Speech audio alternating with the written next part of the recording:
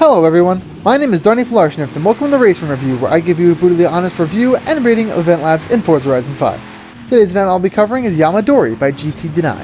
This is an asphalt hill climb / drift event. Today I'm driving the 1970 Corvette ZR1 tuned to the top of A-Class.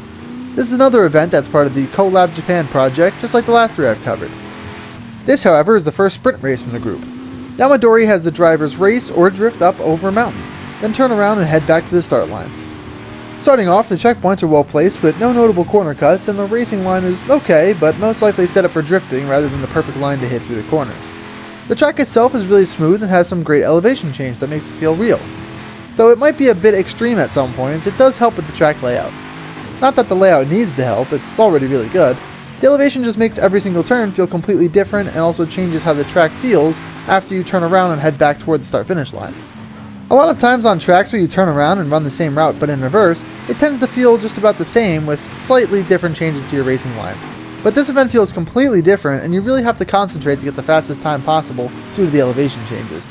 The only problem with the race going both directions, other than the possibility to crash into somebody else while playing a convoy, is that it's basically impossible to get rid of dead stops on walls and such.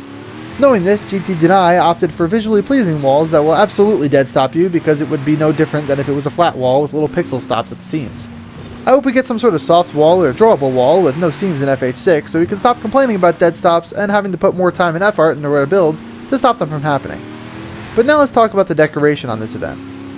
I really like how well GT Deny set up the foliage and rocks. The whole track looks really vibrant and full of color. I also have to mention the buildings and other decorative pieces like the track structure and koi pond. There are only a few buildings, but they add a lot to the event. And since dead stops were going to be a problem no matter what, GT Deny was able to make things like the tunnel, guardrails, and walls look much better. The one issue I have with the decoration is the landscaping. It does encapsulate pretty much the whole event and keep you from seeing the dead space of Event Lab Island, but it also doesn't feel like it's a part of a bigger mountain. With all the 90-degree grass walls, it makes the event feel unnatural, and even in some spots if you're in third person you can see the openings in the landscape. I think adding another layer of grass platforms above, or above and below, the current ones at the smaller angles would help increase the background noise and make it feel bigger than just the path you're driving on. Another thing that's not a huge deal is when you go across the finish line you can see through the tunnel out to the blank Event Lab Island.